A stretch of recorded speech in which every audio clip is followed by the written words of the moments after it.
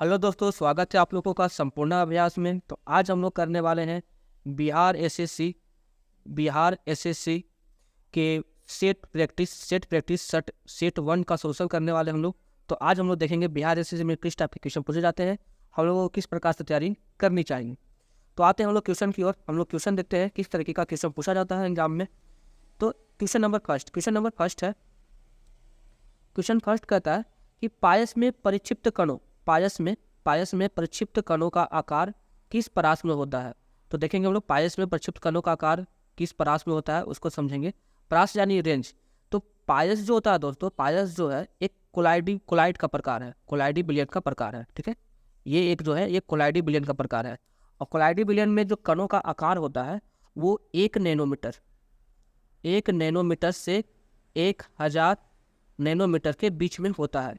और एंगस्ट्रम की बात करी जाए तो 10 एंगस्ट्रम से लेकर के 10,000 एंगस्ट्रम के बीच में होता है। लेकिन यहाँ पर ये ऑप्शन नहीं है दोस्तों, तो ऑप्शन हम लोग कौन सा लगाएंगे, 10 एंगस्ट्रम वाला ऑप्शन लगाएंगे, यानी दूसरा नंबर का हम लोग आंसर लगाएंगे इसमें। ठीक है, हमारा आंसर हो जाएगा 10 एंगस्ट्रम, हमारा आंसर हो जाएगा। अब आते हैं दोस्तों हम लोग अगले क्वेश्चन पे। अगला क्वेश्चन देखते हैं, अगला क्वेश्चन क्या है। अगले क्वेश्चन की तरफ अगर हम लोग बढ़ते हैं तो अगला क्वेश्चन क्या है, एक मिनट इसको बड़ा कर लेते हैं। विषाणु में क्या होते हैं। ऐसे सामान्य रूप से देखा जाए दोस्तों तो हर जीव में आरएनए और डीएनए दोनों पाए जाते हैं। लेकिन विषाणु वाले केस में या तो आरएनए पाए जाते हैं या तो डीएनए पाए जाते हैं। मतलब या तो उसमें आरएनए होंगे, किसी वायरस में आरएनए पाए जाते हैं और किसी वायरस में डीएनए पाए जाते हैं। तो इसको ध्यान रखेंगे, हमारा आंसर हो जाएगा फोर्थ नंबर, हमारा आंसर हो जाएगा फोर्थ नंबर। ठीक है, बढ़ते हैं हम लोग अगले क्वेश्चन पे। अगला क्वेश्चन है कि यह एस्टेरॉयड स्रावित करता है। एस्टेरॉयड कौन स्रावित करता है, कहाँ से स्रावित होता है। तो इसको याद रखेंगे दोस्तों, ये अग्नाशय से स्रावित होता है। ठीक है, अग्नाशय से हम लोग का एक हार्मोन स्रावित होता है जो फेमस है, इसको नाम है इंसुलिन। तो इंसुलिन स्रावित होने से पहले एस्टेरॉयड स्रावित होता है, उसके बाद इंसुलिन स्रावित होता है। तो हमारा आंसर हो जाएगा एस्टेरॉयड। अगला क्वेश्चन है इसमें कि यह श्वसन श्रृंखला का उपयोग कर पादप कोशिकाओं में ऊर्जा का उत्पादन करता है। ध्यान रखेंगे, देखिए यहाँ पे कहा गया है पादप कोशिका, है ना। पादप कोशिका के बारे में बात करा जा रहा है कि यहाँ पर कौन ऊर्जा का उत्पादन करता है। तो पादप हो या जंतु हो, ऊर्जा का उत्पादन में हाथ किसका होता है, ये हाथ होता है माइटोकॉन्ड्रिया का, हाथ होता है किसका, माइटोकॉन्ड्रिया का। ठीक है, हम लोग अब आएंगे अगले क्वेश्चन पे। अगला क्वेश्चन क्या है, यह आयन रुधिर प्लाज्मा में उपस्थित नहीं होता है। रुधिर प्लाज्मा में कौन सा जो आयन है वो उपस्थित नहीं होता। ये देखिए, सोडियम होता है, मैग्नीशियम भी होता है, कैल्शियम होता है। कौन उपस्थित नहीं होता है, इसको याद रखेंगे डी ब्लॉक। लेकिन डी ब्लॉक के तत्व में आयरन होता है, ये आयरन होता है। ठीक है, लेकिन कॉपर 2+ नहीं होता। कॉपर 2+, अगर कॉपर 2+ होता तो कॉपर 2+ का कलर जो रंग होता है वो होता है नीला। अगर ये हमारे खून में पाया जाता तो हमारा रंग कैसा होता, नीले कलर का होता। ठीक है, अब आते हैं हम लोग अगले क्वेश्चन पे। अगला क्वेश्चन क्या है, इसकी पोषण विधि हेलोफाइटिक है। मतलब इसमें से कौन है जिसकी पोषण विधि जो है हेलोफाइटिक है। हेलोफाइटिक एक प्रकार का स्वपोषी पोषण होता है दोस्तों, स्वपोषी पोषण।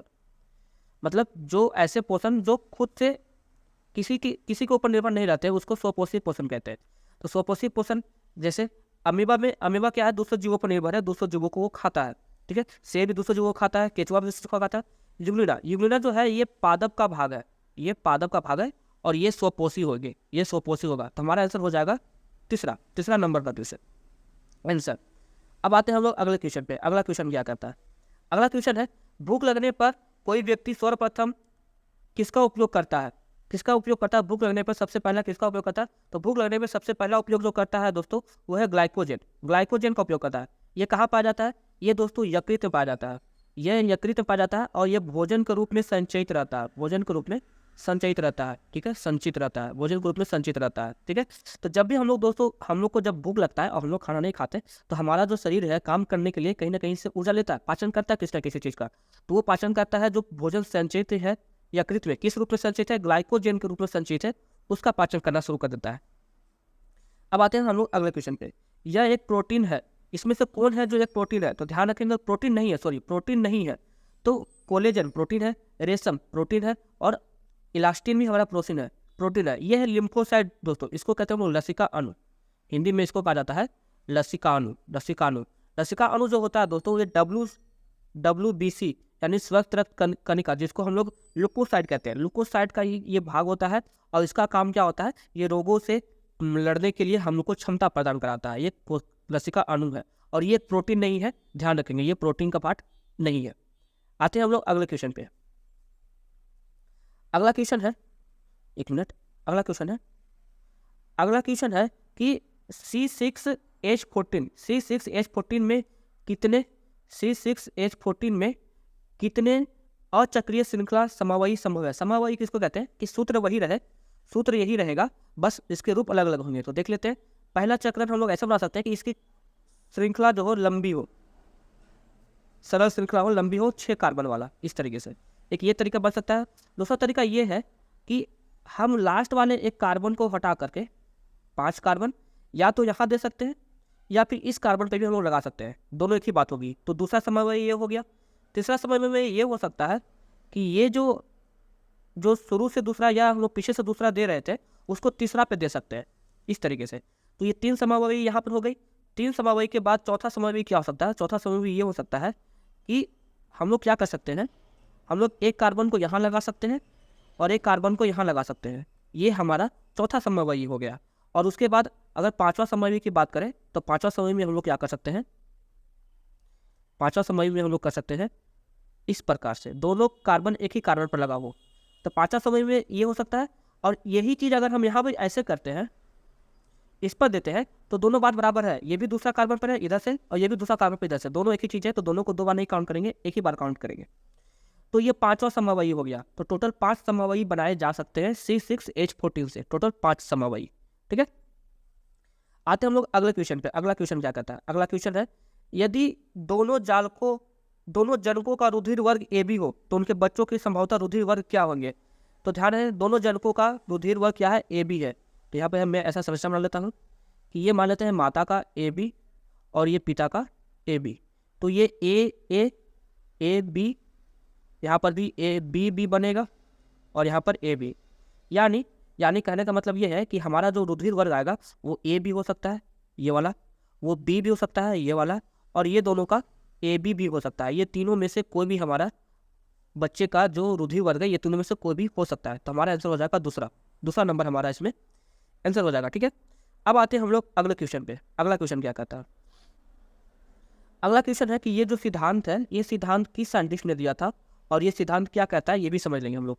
ये सिद्धांत जो है दोस्तों, ये सिद्धांत दिया था हाइजेनबर्ग ने। इस सिद्धांत का नाम है हाइजेनबर्ग का अनिश्चितता का सिद्धांत। अनिश्चितता का सिद्धांत, इसमें कहा गया है कि इलेक्ट्रॉन जैसे जो सूक्ष्म कण होते हैं, उनका स्थान और उनका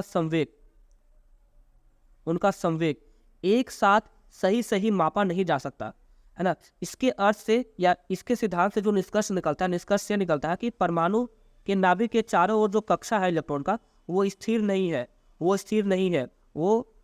अस्थायी है, जिधर भागते रहते हैं, वो स्थिर नहीं है। ठीक है, इस सिद्धांत का मतलब ये होता है।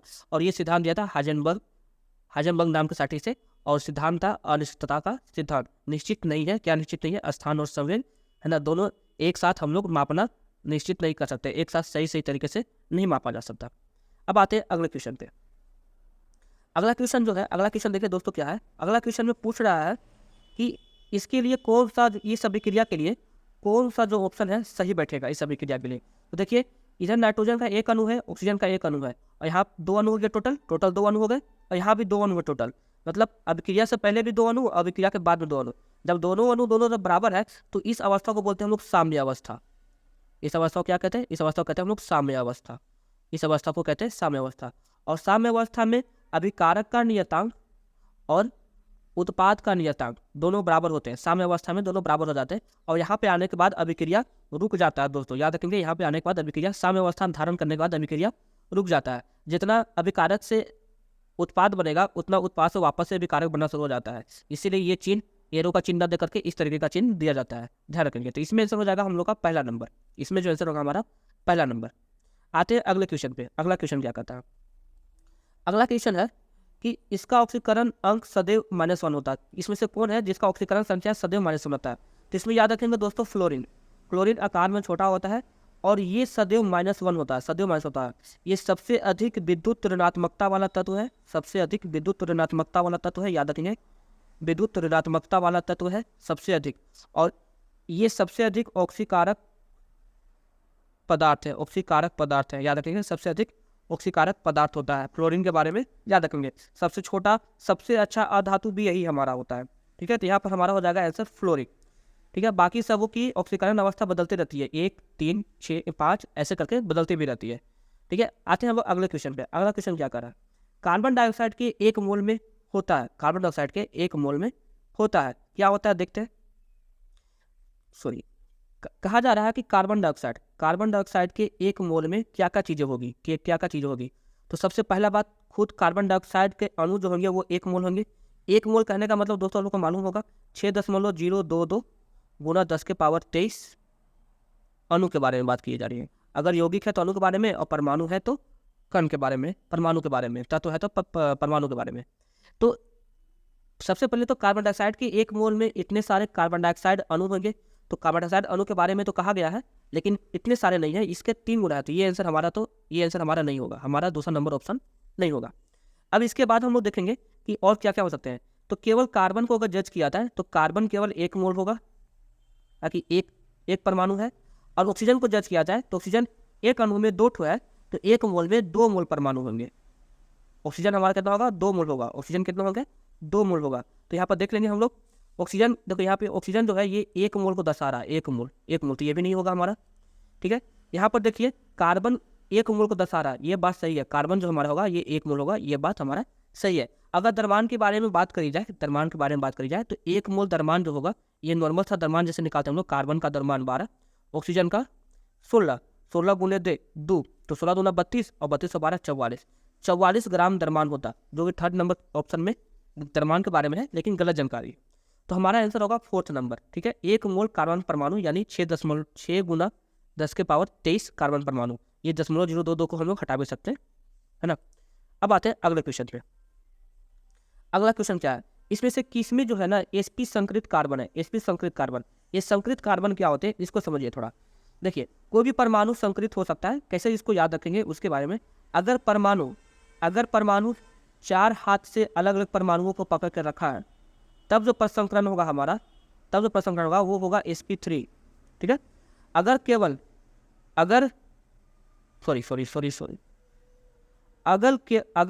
3 परमाणु को पकड़ कर रखा है, तब इस समय हमारा होगा sp2। देखिए 4 था तो एगो s p 3 गो, यानी टोटल 4। अभी 3 है तो एगो s और p 2 टो, है ना। और इसमें अगर 2 ही रहेंगे तब हम लोग क्या कहेंगे, इसको sp कहेंगे, केवल sp कहेंगे। याद रहे कि इसके पास लोन पेयर नहीं होने चाहिए। अगर लोन पेयर होते हैं तो लोन पेयर को भी एक बॉन्ड हम लोग काउंट करेंगे, एक बॉन्ड में काउंट करेंगे। ठीक है, तो इसको नहीं होना चाहिए। तो अभी हम लोग देखते हैं कि इसमें से sp प्रसंकरित कौन है, sp संकरित कौन है। तो देखते हैं, चेक करते हैं, पहले सबका संरचना बनाना होगा। तो संरचना बनाते हैं। पहला संरचना है CH4 यानी कार्बन के साथ 4 हाइड्रोजन, CH4 यानी कार्बन के साथ 4 हाइड्रोजन, और इसका प्रसंकरण हो जाएगा दोस्तों sp3। तो ये तो होगा नहीं, पहला नंबर तो होगा नहीं। दूसरा है CH2, ये भी यौगिक बनाता नहीं है नॉर्मली, इसको भी साइड में रखेंगे। CH2 नाम का यौगिक बनता नहीं है, कार्बन के 4 बंधन पूरे नहीं हो पाते हैं, तो ये भी इसको अलग रखेंगे। लास्ट में इसको चेक करेंगे इसके बारे में क्या जानकारी है। अब आते हैं ऑप्शन नंबर 3 पे। ऑप्शन नंबर 3 क्या है, ऑप्शन नंबर 3 पे चेक करेंगे दोस्तों, तो कार्बन ट्रिपल बॉन्ड कार्बन, फिर एक हाइड्रोजन इसका, एक हाइड्रोजन इसका। अब इस कार्बन को चेक किया जाए, तो ये जो कार्बन है दोस्तों, ये इस तरफ कार्बन से ज्वाइंट है और इस तरफ हाइड्रोजन ज्वाइंट है। तो 2 ही ज्वाइंट, 2 ही बॉन्ड बना रहे हैं, 2 ही अणु को पकड़ कर रखा हुआ है, इसलिए इसका प्रसंकरण होगा वो sp होगा। उसी तरीके से इस कार्बन को चेक करेंगे, तो एक तरफ इस कार्बन को और एक तरफ इस हाइड्रोजन को पकड़ कर रखा हुआ है, तो इसका ये प्रसंकरण क्या होगा, 2 ही चीज़ है तो sp होगा। तो यहाँ पर दोनों कार्बन है, दोनों का प्रसंकरण sp है, तो हमारा आंसर हो जाएगा यहाँ पर 3रा नंबर। हमारा आंसर यहाँ पर क्या हो जाएगा, 3रा नंबर। वही अगर दोस्तों 4था नंबर ऑप्शन चेक करते हैं, तो 4था नंबर ऑप्शन का संरचना कुछ इस तरीके से बनेगा। 1 कार्बन और 3 हाइड्रोजन, यानी 2 कार्बन पे 6 हाइड्रोजन। अब इस कार्बन का प्रसंकरण निकालेंगे, तो इस कार्बन का प्रसंकरण अगर काउंट करिएगा आप लोग, तो 1 बॉन्ड, 2 बॉन्ड, 3 बॉन्ड, 4 बॉन्ड पे है, तो ये sp3 हो जाएगा। अब इस कार्बन का भी चेक करिएगा, तो ये भी 4 बॉन्ड पर है और ये भी हमारा sp3 हो जाएगा। ठीक है, तो ये ध्यान रखेंगे, sp3, sp2 और sp क्या होता है। अगर इस समय आया तो पीछे से रिवर्स करके एक बार और जरूर देख लेंगे इसको। आते हैं अगले क्वेश्चन पे। हाइड्रोजन बम इस पर आधारित है। हाइड्रोजन बम किस चीज़ पर आधारित है, तो ध्यान रखिए, हाइड्रोजन जो बम होता है वो नाभिक के संलयन पर आधारित होता है। नाभिक के संलयन मतलब जुड़ाव पर।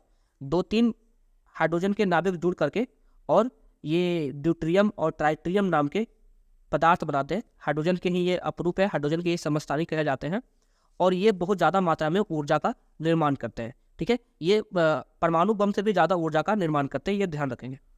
आते हैं अब अगले क्वेश्चन पर।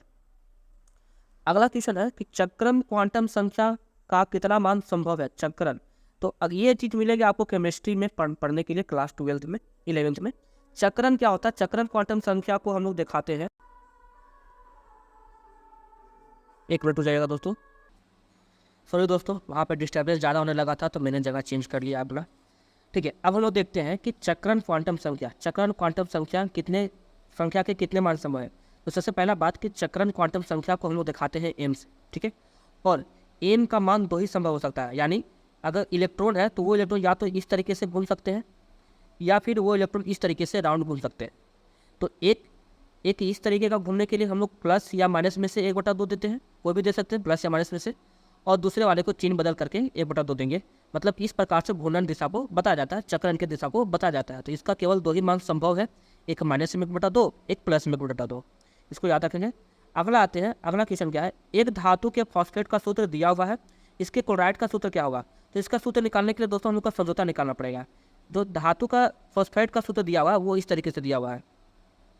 यहाँ पर धातु का समझौता नहीं मालूम, लेकिन ये जो दे रखा हुआ ये HPO4, इसका समझौता होता है दोस्तों 2।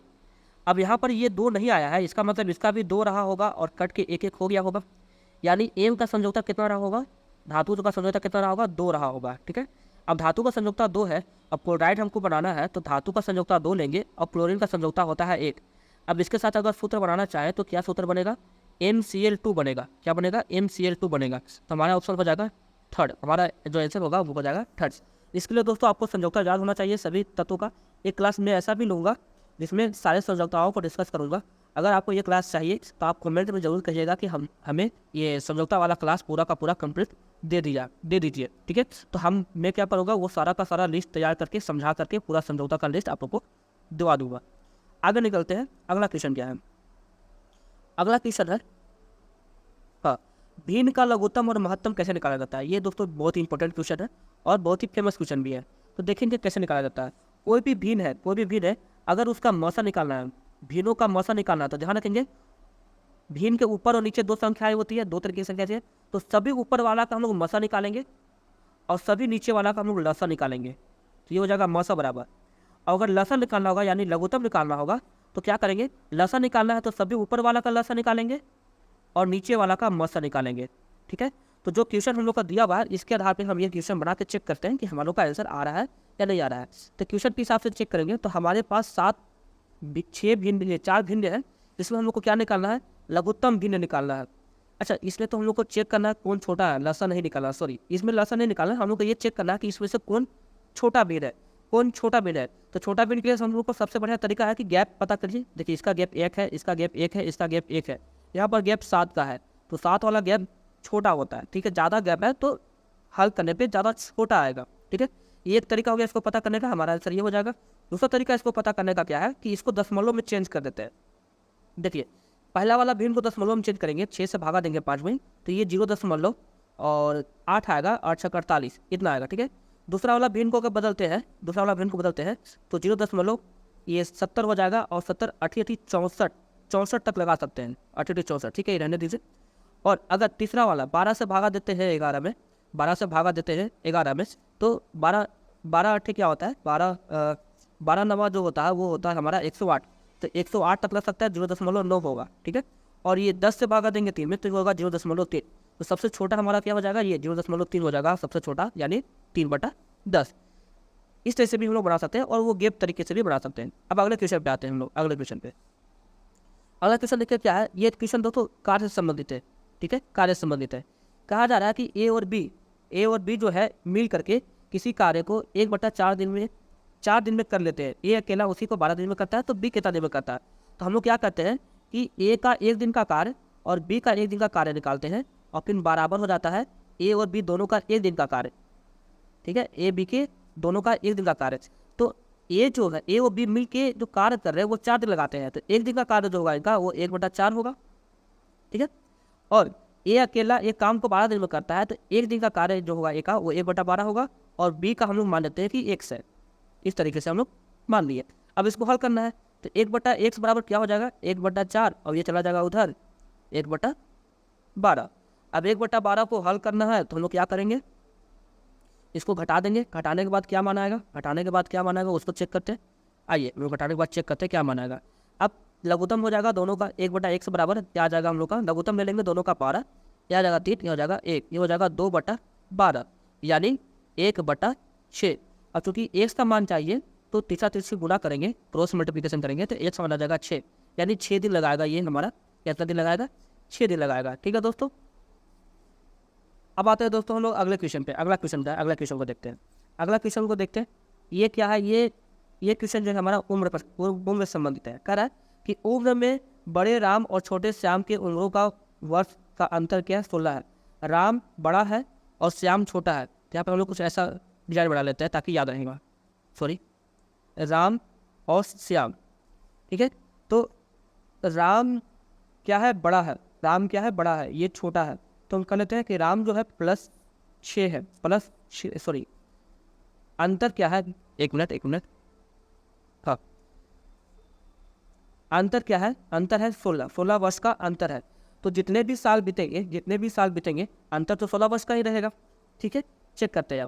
अब क्या है, 6 वर्ष पूर्व राम और श्याम के वर्ष का तिगुना है। 6 वर्ष पहले की बात करी जा रही है, 6 वर्ष पहले क्या था कि राम का जो उम्र है, एक मिनट, 6 वर्ष पहले की बात करी जा रही है कि 6 वर्ष क्या है कि 6 वर्ष पहले राम श्याम से 3 गुना था, राम 3 गुना बड़ा था, तो मान लेते हैं कि राम 3x था और श्याम x था। अंतर कितना आ जाएगा, 2x। चूँकि शुरू में क्या है, अब वर्तमान में 16 का अंतर है, तो हर साल दोनों का तो उम्र समान रूप से बढ़ेगा, तो हर साल जो अंतर होगा वो 16 का ही होगा। तो ये 6 वर्ष पूर्व का जो अंतर है 2x, ये भी तो 16 के बराबर ही रहा होगा। तो x बराबर कितना आ जाएगा, 8 आ जाएगा, x बराबर 8 आ जाएगा। तो राम की वर्तमान आयु कह रहा है, राम की वर्तमान आयु, तो ये जो राम की वर्तमान आयु ये 8 आ जाए, और ये जो है ये 3x, ये राम की वर्तमान आयु का कितना हो जाएगा, सॉरी ये 24 वर्ष हो जाएगा। अब ये 24 वर्ष जो है हमारा, ये 6 वर्ष पहले का है, 6 वर्ष पूर्व का ये कहानी बना रहे थे ना हम लोग। तो 6 वर्ष बाद कितना हो जाएगा, 6 वर्ष जोड़ देंगे तो ये हो जाएगा कितना, 30। तो हमारा आंसर हो जाएगा इसमें राम की आयु 30 वर्ष। ठीक है, राम की आयु कितनी हो जाएगी, 30 वर्ष। अब आते हैं हम लोग अगले क्वेश्चन पे। अगला क्वेश्चन क्या कहता है, अगला क्वेश्चन है, एक संख्या जिसकी 7 गुनी में से 15 घटाने पर उस संख्या के दुगने से 10 अधिक प्राप्त होता है। एक संख्या है जिसके 7 गुनी में से 15 घटाने पर क्या प्राप्त होता है, उसके दुगने से 10 अधिक प्राप्त होता है। तो वो संख्या क्या होगा, बस इसको हल कर देना है।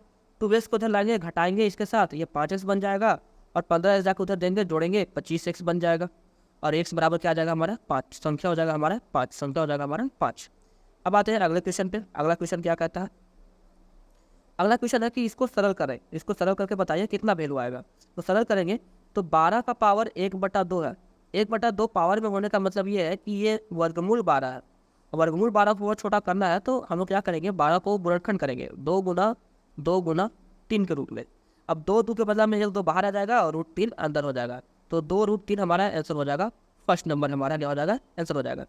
अब लोग आते हैं अगले क्वेश्चन पे। अगला क्वेश्चन क्या कहता है, अगला क्वेश्चन है, हाँ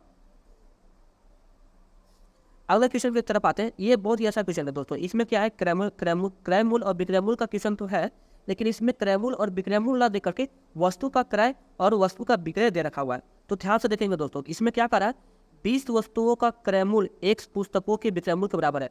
ध्यान से देखेंगे, जो क्रयमूल है 20 पुस्तक का, वो 1 वस्तु के विक्रयमूल के बराबर है, 1 पुस्तक के विक्रयमूल के बराबर है, एक पुस्तक के विक्रयमूल। तो इसका मूल्य कितना हो जाएगा, क्रयमूल कितना हो जाएगा, 20 वस्तु के विक्रयमूल के बराबर। और इसके उल्टा अगर चलेंगे कि विक्रयमूल कितना है, 1 वस्तु का जो विक्रयमूल है, 1 वस्तु का जो विक्रयमूल है वो 20 वस्तु के क्रयमूल के बराबर है, यानी ये 20 वस्तु यानी 20 पुस्तक के बराबर है। ठीक है, 20 पुस्तक के क्रयमूल के बराबर है। तो ध्यान रखेंगे, जो विक्रयमूल है वो क्रयमूल बन गया और जो क्रयमूल है वो विक्रयमूल बन गया। इसको दोबारा से समझेंगे, पीछे की वीडियो को पीछे करके इसको दोबारा समझ लेंगे ताकि दिक्कत ना हो। हमारा क्रयमूल जो है 1 पुस्तक के विक्रयमूल के बराबर है, और विक्रयमूल्य जो है 20 पुस्तक के क्रयमूल्य के बराबर है। तो ये हमने क्रयमूल्य और विक्रयमूल्य निकाल दिया है। अब इसको हम लोग हल करेंगे। इसको हल करने के लिए हम लोग सबसे पहले लाभ निकालेंगे और उसके बाद लाभ प्रतिशत निकालेंगे और एक्स का वैल्यू पता करेंगे। आइए हम लोग लाभ निकालते हैं। प्रॉफिट कितना होगा, S P minus C P, तो एस पी हो जाएगा 20 और सी पी हो जाएगा एक्स। अब प्रॉफिट परसेंटेज निकालना है हम लोग को। प्रॉफिट परसेंटेज देखिए कैसे निकाला जाता था। तो प्रॉफिट परसेंटेज का फार्मूला होता है profit into divide by C P और इंटू में 100। ये हमारा प्रॉफिट परसेंटेज का फार्मूला होता है। अब इसको हम लोग सॉल्व करेंगे, देखिए कितना आंसर आता है। चलिए, तो प्रॉफिट दे रखा हुआ है 25%, तो प्रॉफिट परसेंट। और प्रॉफिट जो हम लोग अभी निकाले थे, प्रॉफिट आया था हम लोग का एस पी यानी 20 माइनस एक्स, और सी पी हमारा कितना है, सी पी जो क्रयमूल्य हमारा है वो है 20 और इंटू में 100। ठीक है, अब ये देखिए इससे ये कट जाएगा 5 बार में। ठीक है, 5 बार में, ये मल्टीप्लिकेशन में है। और ये 5 जो है 25 की तरफ आकर डिवीजन करेगा इस तरीके से, ये हो जाएगा 20 माइनस एक्स, और ये कट जाएगा कितने बार में, 5 बार में। ठीक है, अब एक्स का वैल्यू चाहिए, तो 5 इधर पहले से है और 20 को उधर भेजेंगे तो माइनस में आएगा, और यहाँ से सॉरी एक्स माइनस में रहेगा, तो माइनस एक्स का वैल्यू हो जाएगा -15। तो एक्स का वैल्यू कितना हो जाएगा, 15। तो ये 15 वस्तु के विक्रयमूल्य के बराबर है, यानी हमारा आंसर हो जाएगा पहला नंबर। हमारा आंसर हो जाएगा पहला नंबर।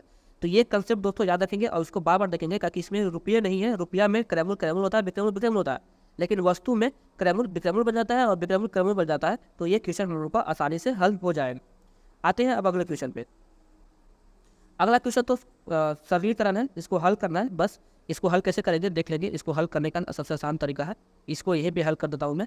1 जीरो से 1 जीरो कट जाएगा और 5 से कट जाएगा 25 बार में, और 25 इसमें जोड़ देंगे तो 7525 हो जाएगा हमारा आंसर। ये हमारा हो जाएगा आंसर 77 का 2। आते हैं अगले क्वेश्चन पे। अगला क्वेश्चन क्या कहता है, अगला क्वेश्चन करा कि कौन सा महत्तम समावर्तक है, समापवर्तक है। समापवर्तक क्या होता है, महत्तम समापवर्तक क्या होता है। महत्तम समापवर्तक होता है कि एक ऐसा संख्या जो दी हुई सभी संख्याओं को काट दे, दी हुई सभी संख्याओं को विभाजित कर दे, ऐसा संख्या खोजना होगा। तो देखिए क्या 7 से सब कट जाएंगे, 7 से सब कट जाएंगे। देखिए 7 से ये वाला नहीं कटेगा, तो ये नहीं होगा आंसर हमारा। 2 से सब कट रहे हैं, या 2 हो सकता है कि हमारा आंसर हो। ठीक है, क्या 5 से सब कट जाएंगे, तो 5 से केवल ये कटेगा, ये नहीं कटेगा, ये नहीं कटेगा, तो 5 वाला भी नहीं होगा। अब 4 से भी सब कट जा रहे हैं, 4 से भी सब कट जा रहे हैं, तो आंसर 4 और 2 में से कौन सा। तो महत्तम समावर्तक, समापवर्तक मतलब होता है कि जो सभी को काटते हैं, लेकिन सभी को काटने वाला कैसा, महत्तम, सबसे बड़ा संख्या। सभी को काटने वाला सबसे बड़ा संख्या हमारा 4 हो जाएगा, यानी हमारा आंसर हो जाएगा 3। अब आते हैं हम लोग अगले क्वेश्चन पे। अगला क्वेश्चन क्या कहता है, अगले क्वेश्चन की ओर बढ़ते हैं। अगला क्वेश्चन है कि सेल्सियस को फारेनहाइट को हमको सेल्सियस बदलना है, तो इसका एक फार्मूला होता है। सेल्सियस का अगर फारेनहाइट में बदलना है तो इसका फार्मूला होता है 9/5 और सॉरी 9/5 नहीं, 5/9, 5/9 और Fahrenheit minus Celsius degree, Celsius निकाला ना, हाँ, तो इसमें हो जाएगा 32 आ गया, हाँ 32, यहाँ पर हो जाएगा 32। इस तरीके से हमारा एक फार्मूला होता है, इस फार्मूला पर रखेंगे हमारा आंसर आ जाएगा। तो फारेनहाइट की जगह पे कितना रखना है दोस्तों, फारेनहाइट की जगह पे हम लोग को रखना है 5। ठीक है, 5 रखना है। तो ये 5/9 इसको घटाएंगे तो हो जाएगा माइनस में 27, और 9 से कटेगा ये -3 बार में, और -3 से 5 को गुणा करेंगे आ जाएगा हमारा 15 माइनस में, तो हमारा आंसर हो जाएगा -15 डिग्री सेल्सियस। अब आते हैं हम लोग अगले नंबर क्वेश्चन पे। अगला नंबर क्वेश्चन देखिए, अभी थोड़ा देर पहले हम इसके बारे में बता रहे थे कि 2 भिन्न दिया हुआ है, 2 भिन्न दिया हुआ है, 2 भिन्न का महत्तम समावर्तक और लघुत्तम समावर्तक के विषय में क्या बातें सही है, ये हमको निकालना है। तो ध्यान रखें, जब हमको लसा निकालना होगा, यानी लघुत्तम समावर्तक निकालना होगा, अगर ये निकालना होगा तो ऊपर वाले में लघुत्तम समावर्तक होगा और नीचे वाले में मसा होगा, यानी महत्तम समावर्तक। लेकिन जब हमको मसा निकालना होगा तो ऊपर वाले में मसा होगा और नीचे वाले में लसा होगा। ठीक है, ठीक है। तो अब देखते हैं इसको हम लोग हल कर, इसको खोजते हैं अब ऑप्शन में कि कौन सा आंसर मैच खा रहा है। तो देखिए पहला ऑप्शन जो है मसा समवर्तक, तो मसा समवर्तक में क्या बताया कि अगर जो मसा निकालना है तो ऊपर में मसा होना चाहिए, मसा है, नीचे में लसा है। ये बात सही है, ये हमारा सही हो सकता है। अगला क्वेश्चन देख लेते हैं पहले इसकी। महत्तम समवर्तक में क्या है कि अंशों का महत्तम समवर्तक, और नीचे में भी देखिए महत्तम दे रखा है, तो गलत बात है ना। नीचे में लघुत्तम होना चाहिए, लसा होना चाहिए। लसा निकाल रहे हैं तो ऊपर में लसा होना चाहिए और नीचे में मसा होना चाहिए, दोनों बात गलती है। और इनमें से कोई नहीं, हमारा आंसर होगा फर्स्ट नंबर। मसा निकालना है तो ऊपर में मसा की बात करी जा रही है और नीचे में लसा की बात करी जा रही है, ये हमारा बात सही है। पहला नंबर हमारा ऑप्शन सही होगा। अब आते हैं अगले क्वेश्चन पे। अगला क्वेश्चन देखिए क्या कह रहा है, दो संख्याओं x और y का महत्तम समावर्तक लघुत्तम समावर्तक क्रमशः इतना इतना है, तो दोनों का गुणनफल क्या होगा। ये तो दोस्तों डायरेक्ट हम लोग का फार्मूला पे क्वेश्चन है। फार्मूला क्या होता है कि दोनों संख्याओं का लस और मस का गुणनफल जो होगा वो फर्स्ट नंबर और सेकंड नंबर के गुणनफल के बराबर होता है। तो फर्स्ट नंबर और सेकंड नंबर क्या हमारा x और y है, और लसा मसा कितना है 4 और 48। तो x y का वैल्यू निकालने के लिए हम लोग इसको गुना कर देंगे। 4 × 32, 7 बचा 2 3, 6 16 3 19। हमारा आंसर हो जाएगा 119। हमारा आंसर हो जाएगा हमारा आंसर हो जाएगा 119। ठीक है, अब आते हैं हम लोग अगले क्वेश्चन पर। अगला क्वेश्चन क्या कह रहा है, जब प्रकाश दूसरे माध्यम के अंदर जाता है तो क्या होता है। हाँ, ये भी बहुत ज़्यादा इंपॉर्टेंट क्वेश्चन है दोस्तों, याद रखेंगे। ये मान लीजिए कि ऊपर में कोई अलग माध्यम है, नीचे में कोई अलग माध्यम है। जब प्रकाश यहाँ से आता है तो या तो ये सब फैल जाता है या तो अभिलंब की ओर मुड़ जाता है, दो चीज़ें होती है। ठीक है, लेकिन इसमें से कोई एक ऐसा चीज़ है, प्रकाश का एक ऐसा गुण बताना है जो परिवर्तित होता है या फिर नहीं होता। ठीक है, ऑप्शन के हिसाब से। तो ध्यान रखिए, आवृत्ति, जो हमारा आवृत्ति होता है वो बिल्कुल भी परिवर्तन नहीं होता। ये आवृत्ति बिल्कुल भी परिवर्तन नहीं होता, लेकिन तरंग दैर्घ्य या वेग, अगर इसके बारे में कहा जाए तो ये परिवर्तित हो जाता है, ये परिवर्तित हो जाता है। तो ऑप्शन से छोड़ लेते हैं हम लोग। उसकी आवृत्ति में परिवर्तन आता है, गलत बात है। उसकी आवृत्ति में परिवर्तन नहीं आता है, ये सही बात है। उसकी गति नहीं बदलती है, बदल जाती है, उसकी वेग बदल जाती है, उसका तरंग दैर्घ्य भी बदल जाता है, तो ये भी गलत बात है। हमारा आंसर हो जाएगा दूसरा। हमारा आंसर क्या हो जाएगा, दूसरा। अगला क्वेश्चन पे आते हैं। अगला क्वेश्चन क्या कहता है। अगला क्वेश्चन है कि एक लोह चुंबकीय पदार्थ के लिए उसकी चुंबकीय सुग्राहता के लिए क्या शर्त है। एक बात, सुग्राहता क्या है। तो चुंबकीय सुग्राहता करने का मतलब है चुंबकीय प्रवृत्ति, चुंबकीय गुण क्या होगा लो चुंबकीय पदार्थ का। देखिए, चुंबकीय पदार्थ भी कर रहा है और कर रहा है, उसकी प्रकृति क्या होगी, चुंबक वाला। तो चुंबकीय पदार्थ करने का मतलब है उसमें चुंबकीय गुण रहा होगा तभी ना, तो उसमें चुंबकीय गुण अधिक रहे होंगे। ठीक है, चुंबकीय गुण अधिक रहे होंगे। अगर यहाँ पे प्रति चुंबकीय कहता तो प्रति चुंबकीय में चुंबकीय सुग्राहता क्या होता है। तो प्रति चुंबकीय के अंदर चुंबकीय गुण जो होते हैं वो ऋणात्मक होते हैं, वो ध्यान रखेंगे। अगर यही बात लो चुंबकीय ना कह के अनुचुंबकीय कहता तो अनुचुंबकीय में कम होता है। ठीक है, ये सब बात ध्यान रखने वाली बातें हैं, ध्यान रखेंगे। आते हैं अगले नंबर क्वेश्चन पे। उत्तरी गोलार्ध में सबसे लंबी रात्रि कब होती है। तो उत्तरी गोलार्ध में सबसे लंबी रात्रि जो होती है दोस्तों, वो होता है 20, 21, 22, 23 दिसंबर मंथ में। ये 4 दिन का डेट दिया गया है। 4 दिन में से कोई भी ऑप्शन होगा वो हमारा आंसर हो जाएगा। तो इसमें हमारा आंसर हो जाएगा 2 नंबर। सबसे लंबी रात और सबसे छोटी दिन के बारे में ये जानकारी दी जाती है। ठीक है, अब आते हैं हम लोग अगले नंबर क्वेश्चन पे। अगला नंबर क्वेश्चन है कि दो बिंदुओं की आवेश के मध्य एक और उसके मध्य की दूरी r है, तो संबंध क्या होगा, है ना। तो देखिए, दो आवेश है प्लस माइनस या जो भी हो, इनके बीच की दूरी r है और इसके बीच लगने वाला जो बल है वो F है। इसके बीच लगने वाला जो बल है वो F है। तो ध्यान रखेंगे, जो F होता है ना वो दूरी के वर्ग के व्युत्क्रमानुपाती होता है। दूरी के वर्ग के व्युत्क्रमानुपाती करने का मतलब है कि बटा में वर्ग, दूरी के वर्ग के। तो ये हमारा आंसर हो जाएगा। इसमें 2 ऑप्शन कटे हुए हैं, इसमें से एक ऑप्शन ये वाला था। तो हमारा हो जाएगा यहाँ पर, जो हमारा आंसर हो जाएगा यहाँ पे वो हो जाएगा F समानुपाती 1/r²। ये हमारा हो जाएगा यहाँ पर आंसर। ठीक है, अब आते हैं हम लोग अगले नंबर क्वेश्चन पे। अगला नंबर क्वेश्चन क्या कहता है, बेगनी प्रकाश का तरंग दैर्घ्य यानी लैम्डा का परास क्या होता है। तो ध्यान रखिए, जितने भी दृश्य किरणें हैं जिसमें ये बेगनी रंग दिया था, रंगों का किरण, ठीक है, वो शुरू होता है आपका 450 से 780 तक या 750 तक, इसको ये रेंज दिया जाता है। बेगनी शुरुआत का रंग है और लास्ट का रंग होता है लाल। ठीक है, तो शुरुआत का रंग है तो 450 से उसका शुरुआत होगा और कुछ दूरी तक जाएगा वो। तो 450 से जो ऑप्शन शुरुआत में होगा वही हमारा आंसर हो जाएगा। तो आंसर में हमारा सबसे नंबर है ए, 450 से इसमें शुरुआत करी गई है और यही हमारा आंसर होगा। ठीक है, अब आते हैं हम लोग अगले नंबर क्वेश्चन पे। अगला नंबर क्वेश्चन क्या कहता है, एक रोगी के शरीर में अंदर देखने के लिए क्या प्रयोग किया जाता है।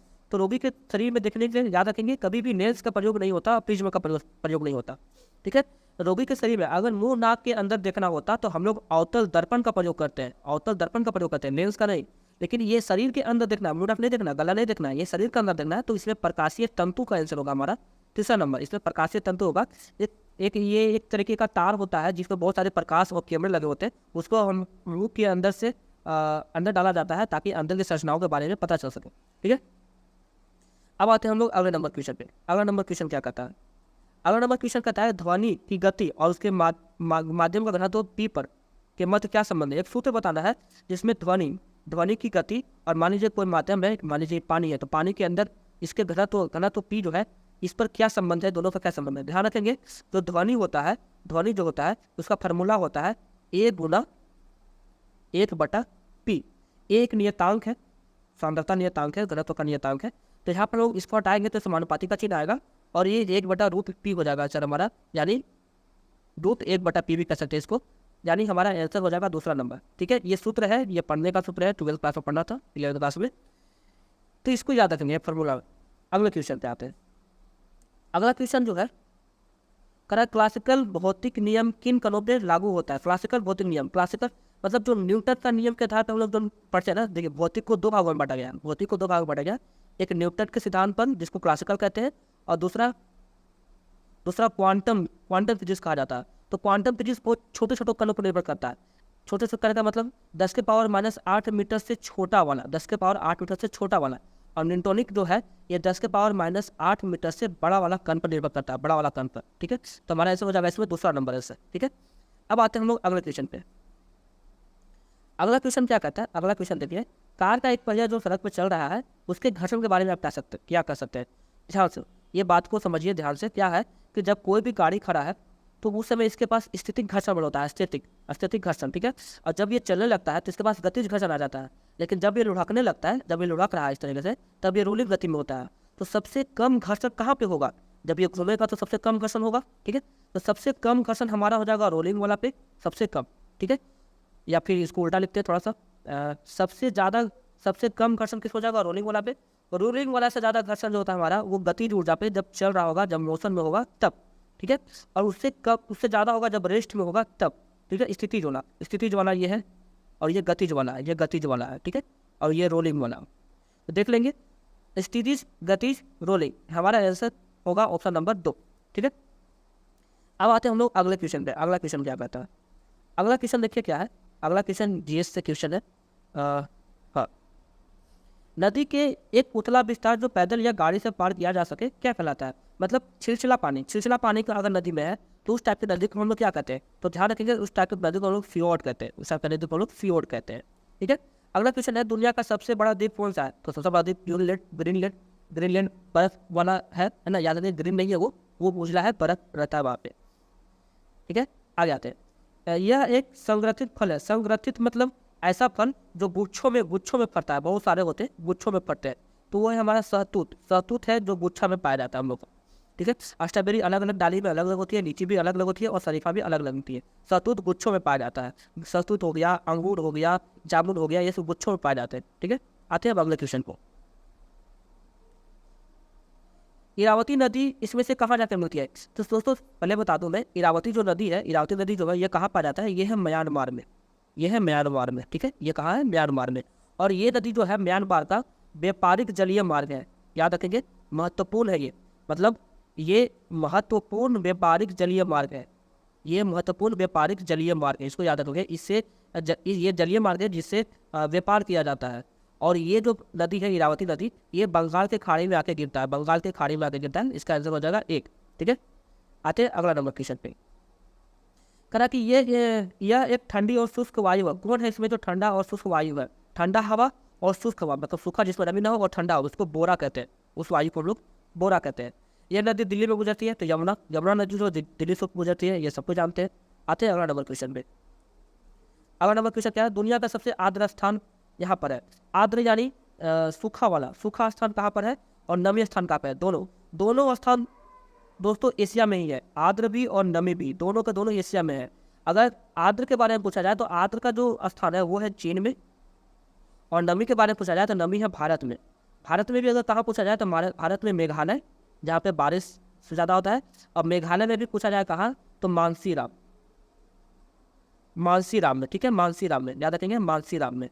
तो ये नमी स्थान भी एशिया में है और आर्द्र स्थान भी एशिया में ही है, इसको याद रखना है। अगला क्वेश्चन, मानचित्र में समुद्र की समान गहराई को जोड़ने वाली रेखा। जैसे समुद्र अगर ऐसा देखा जाए कि ऐसे समुद्र है, लेकिन गहराई तो बराबर नहीं होती, समुद्र में ऐसी भी होती है, तो सब बराबर गहराई को जोड़ने वाली रेखा, जैसे ये रेखा है, इस रेखा को क्या कहेंगे। तो इस रेखा को हम लोग कहते हैं आइसोबात। इस रेखा को क्या कहते हैं हम लोग, आइसोबात कहते हैं। इस रेखा को आइसोबात कहते हैं, यानी 3rd नंबर हमारा ऑप्शन। ठीक है, अब आते हैं अगले नंबर क्वेश्चन पे।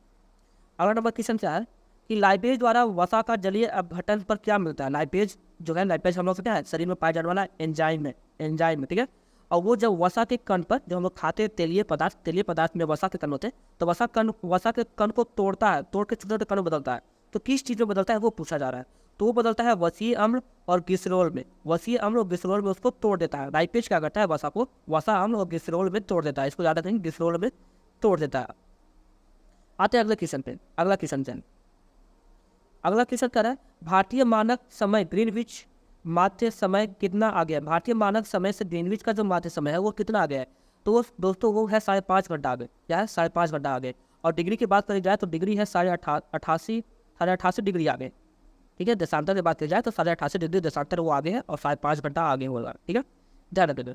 अब आते हैं अगले क्वेश्चन पे। अगला क्वेश्चन क्या कहता है, तो अब अगला क्वेश्चन ये दोस्तों, यही लास्ट क्वेश्चन था। तो ये दोस्तों हम लोग का क्वेश्चन समाप्त हुआ। ठीक है, यही दोस्तों हम लोग का क्वेश्चन था।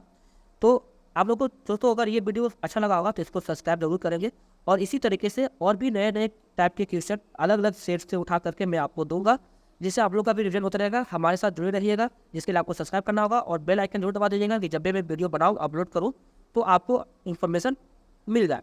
तो आज दोस्तों हम लोगों ने मैथ और साइंस का सेट देखा।